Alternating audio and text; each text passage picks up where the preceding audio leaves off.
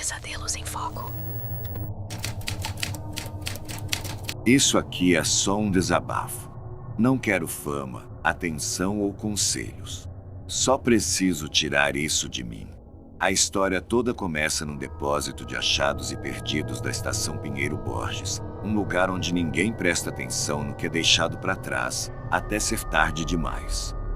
Trabalhei por 2 anos como auxiliar noturno no setor de achados e perdidos de uma velha estação de metrô desativada em São Paulo. Oficialmente, o local era apenas um armazém para guardar bolsas esquecidas, guarda-chuvas e objetos aleatórios que os usuários perdiam nos trens.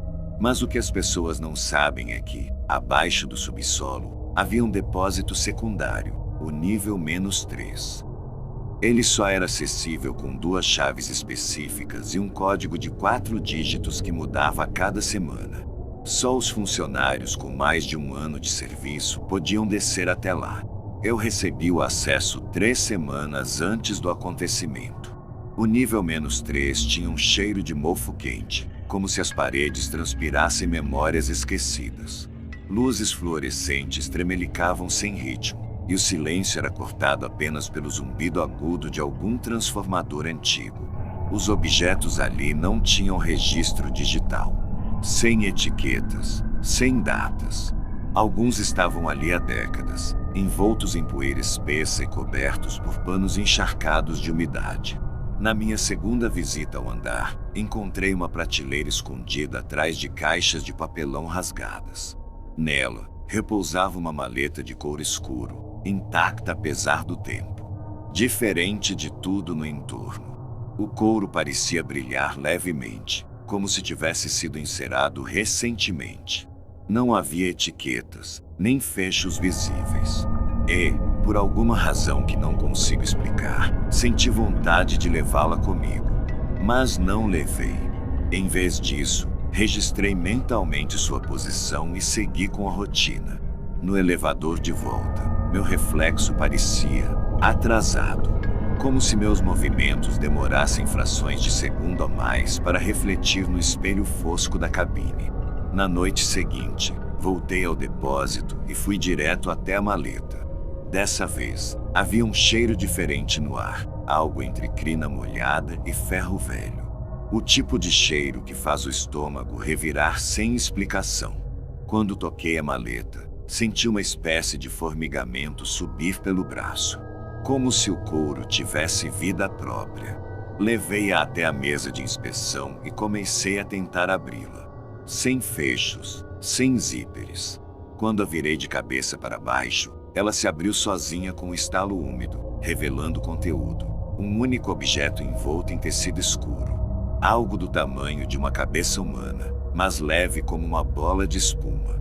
O tecido estava manchado de algo viscoso. Antes que eu pudesse investigar mais, a luz do setor piscou violentamente e se apagou. Um segundo depois, ouvi passos atrás de mim. Pesados. Arrastados. Como se alguém com as solas molhadas estivesse caminhando pelo piso de concreto. Congelei. O ar parecia grosso, como se eu respirasse água morna. As luzes voltaram em um estalo súbito. Estava sozinho. A maleta, ainda aberta. O pano agora parecia seco. Mas tinha um novo detalhe. Marcas de unhas, como se algo tivesse rasgado por dentro tentando sair. Relatei o incidente ao supervisor. Ele apenas me olhou com olhos cansados e respondeu: se a maleta estiver aberta, devolva ao lugar. E nunca mais a toque. Obedeci. Mas, naquela noite, sonhei com túneis intermináveis. Em cada curva, havia alguém de costas para mim, sussurrando meu nome com vozes infantis distorcidas. No final do túnel, vi a maleta aberta, e o conteúdo respirava. A partir dali, coisas começaram a sumir da minha casa. Pequenas no início, talheres, meias, chaves, mas também fotos, principalmente aquelas em que eu aparecia sorrindo. Em algumas, minha imagem parecia borrada, como se estivesse sendo apagada lentamente. Comecei a ouvir barulhos no armário da cozinha às 3h12 todas as madrugadas. Pontualmente. Um arranhado suave, crescente.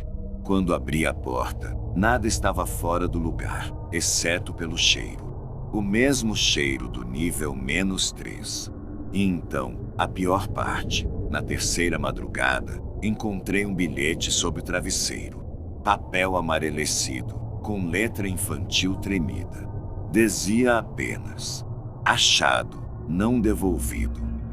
Desisti do trabalho após o 7º bilhete. Não me demitiram, eles sabiam. Só me olharam com pena. Um dos funcionários mais antigos, um senhor mudo chamado Otacílio, me entregou discretamente o envelope antes de eu sair pela última vez. Dentro havia uma foto em preto e branco da década de 60. Nela, 5 pessoas uniformizadas posavam diante de prateleiras de achados e perdidos. Ao fundo, discretamente, a maleta. Idêntica. Intocada. Só que 4 das 5 pessoas da foto tinham os rostos riscados à caneta. Apenas o do centro permanecia visível. O mesmo supervisor que ainda hoje trabalha lá, igualzinho, sem um fio de cabelo a mais ou a menos. Faz 11 anos desde o ocorrido. Ainda recebo pacotes pelo correio, sem remetente.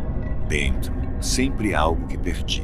Uma aliança, uma meia velha, uma carta da minha avó. Mas, junto de cada item, há um sussurro que escapa quando a caixa é aberta. Um sussurro abafado, vindo de muito longe. Devolva. Já tentei queimar os objetos, enterrá-los, jogá-los em rios. Eles sempre voltam. E, a cada retorno, uma nova foto aparece presa na parte de trás. Em todas, uma sombra se aproxima de mim. Mais perto, mais nítida. A última mostrava ela a menos de 2 passos de distância. Talvez este seja o último aviso. Talvez eu já tenha sido reclamado. Eu não costumo compartilhar essas coisas. Sempre fui do tipo que acha que histórias assim são só lorotas para assustar gente crédula. Mas o que aconteceu comigo há 3 semanas mudou tudo. Não sei se escrevo isso para me livrar do peso ou para avisar alguém. Só sei que preciso contar. Meu nome é Lucas, 29 anos. Moro numa cidade pequena no interior. Trabalho como auxiliar administrativo na rodoviária local. Um lugar onde a vida parece passar mais devagar que o normal. É lá que tudo começou. No dia 23 de março, uma mulher entrou na sala de achados e perdidos. Ela era comum, mas tinha algo fora de lugar.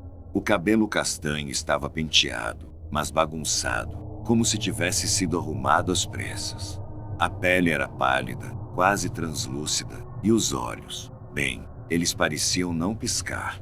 Ela carregava um pacote embrulhado em papel pardo, amarrado com barbante tão fino que parecia que ia romper a qualquer segundo. Sem dizer nada, ela colocou o pacote no balcão e murmurou: "Isso não é meu. Não posso ficar com ele."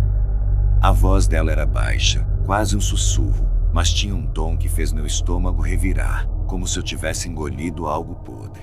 Perguntei o básico: nome, de onde era, se tinha algum comprovante.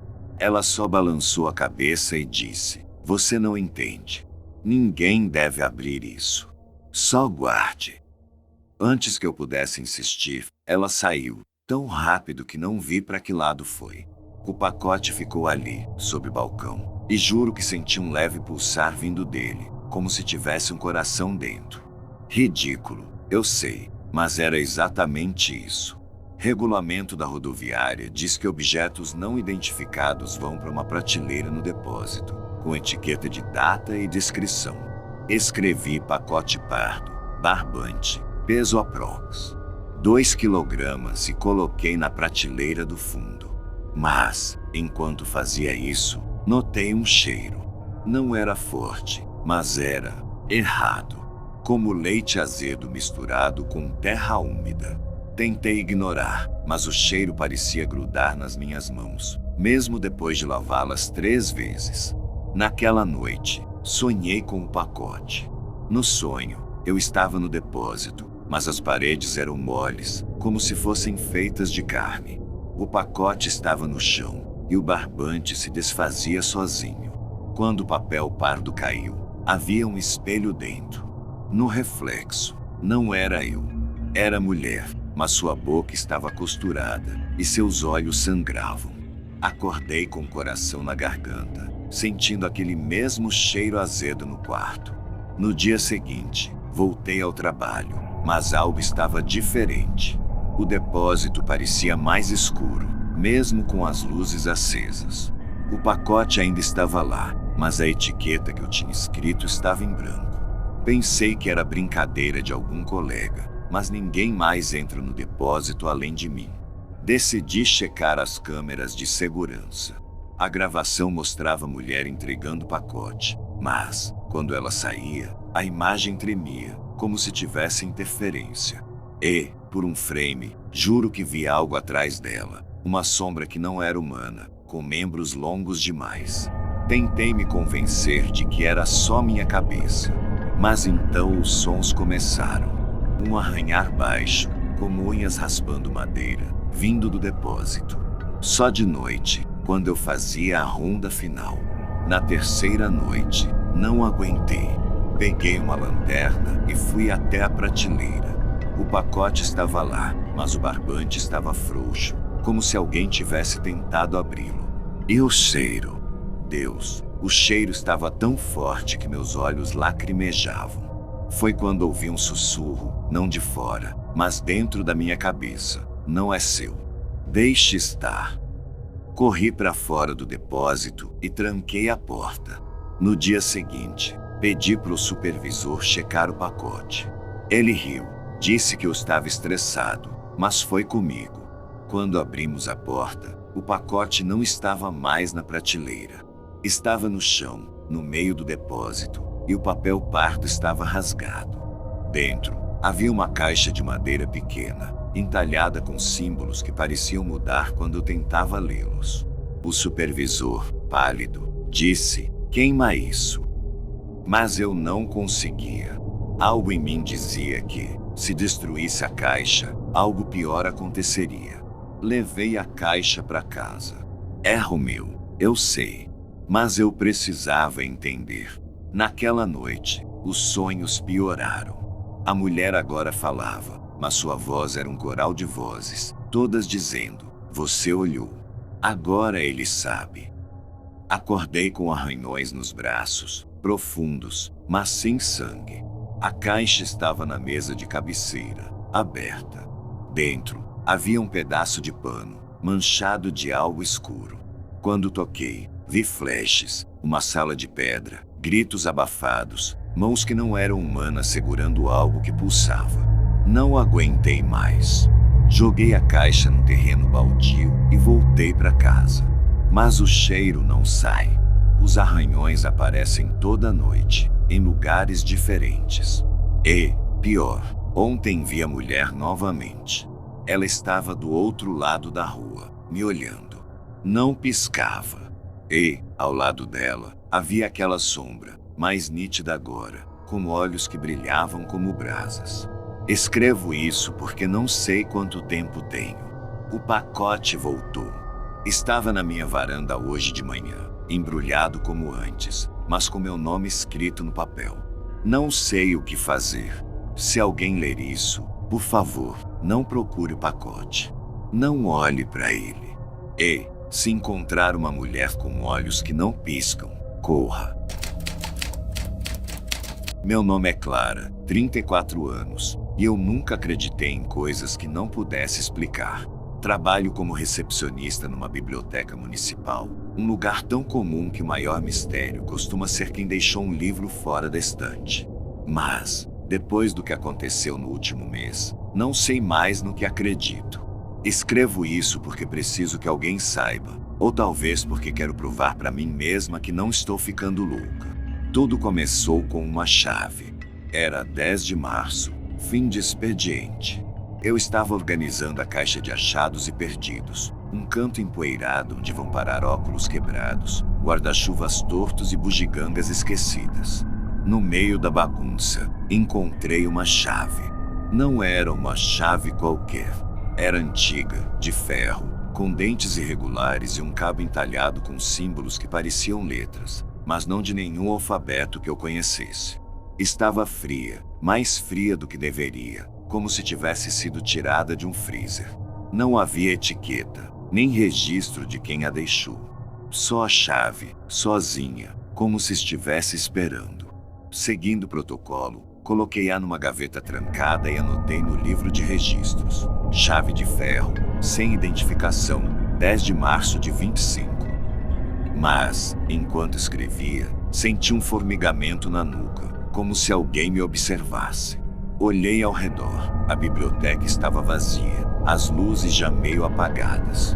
Mesmo assim, o ar parecia pesado, e um zumbido baixo, quase inaudível, ecoava nos meus ouvidos. Atribuí ao cansaço e fui para casa. Naquela noite, sonhei com uma porta. Não era em nenhum lugar específico, só uma porta de madeira escura, flutuando num vazio cinzento. A chave estava na minha mão, e, quando a encaixei na fechadura, ouvi um estalo, como o osso se quebrando. A porta se abriu, mas não havia nada do outro lado, só escuridão. E então, algo na escuridão riu, um som rouco, gorgolejante, que fez meu peito apertar. Acordei suando, com o gosto de ferrugem na boca. No dia seguinte, a chave não estava na gaveta. Revirei tudo, chequei as câmeras, mas nada. A gravação mostrava a biblioteca vazia a noite toda, exceto por um momento, às 3h14 da manhã, quando a imagem ficou esticada, como se o tempo tivesse dobrado. Pensei em contar à minha chefe, mas o que eu diria? Que uma chave sumiu e me deu pesadelos. Decidi esquecer. Até que, 2 dias depois, a chave reapareceu. Não na gaveta, mas no meu bolso, dentro do casaco que usei no trabalho. Minha primeira reação foi jogar a chave fora, mas algo me segurou. Era como se ela quisesse ficar comigo. O metal parecia pulsar, quente agora, quase vivo. Levei-a para casa, contra meu bom senso, e coloquei numa caixa de sapatos no armário. Mas os sonhos continuaram. A porta estava mais nítida agora, com rachaduras que pareciam veias. E, toda vez que eu a abria, a risada voltava, mais alta, mais perto. Às vezes, eu acordava com arranhões leves nos pulsos, tão finos que pareciam feitos por agulhas.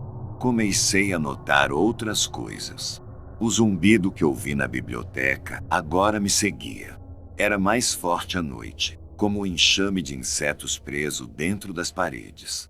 O ar da minha casa cheirava a mofo, mesmo com todas as janelas abertas. E, certa vez, vi meu reflexo no espelho da sala, mas ele não se movia comigo. Ele ficou parado, sorrindo, enquanto eu me afastava. Desesperada, pesquisei sobre a chave online. Encontrei um fórum antigo, meio escondido, onde alguém mencionava chaves que não pertencem. O post era vago, mas falava de objetos que aparecem sem explicação, sempre ligados a portas que não devem ser abertas. O autor dizia que essas chaves nunca são perdidas por acidente, elas escolhem quem as encontra. Tentei contato, mas a conta estava inativa há anos. Na semana passada, não aguentei mais. Decidi devolver a chave à biblioteca e encerrar isso. Mas, quando cheguei, a caixa de achados e perdidos estava no meio da sala de leitura, aberta, com a chave em cima, como se alguém a tivesse colocado ali de propósito. E então ouvi a risada do sonho, mas agora era real, vindo de trás das estantes. Corri até lá, mas só encontrei um livro caído, aberto numa página em branco. Quando peguei, as páginas começaram a se encher de símbolos, iguais aos da chave, como se fossem escritos com tinta invisível que ganhava vida. Levei a chave para um terreno nos arredores da cidade e a enterrei. Cavei fundo, rezando para que fosse o fim. Mas, naquela mesma noite, ela estava de volta, na minha mesa de jantar, coberta de terra úmida. E a risada agora vinha de dentro da minha casa. Tranquei todas as portas, mas não adiantou. Ontem, vi a porta do sonho no meu corredor, real, pulsando como se respirasse. A chave estava na minha mão, e eu não lembro de tê-la pegado. Não sei o que acontece se eu abrir a porta. Não sei o que está do outro lado. Mas a risada não para, e os arranhões nos meus pulsos estão mais profundos. Escrevo isso porque não sei quanto tempo tenho. Se alguém ler, por favor, não procure chaves que não explicam. Não toque nelas.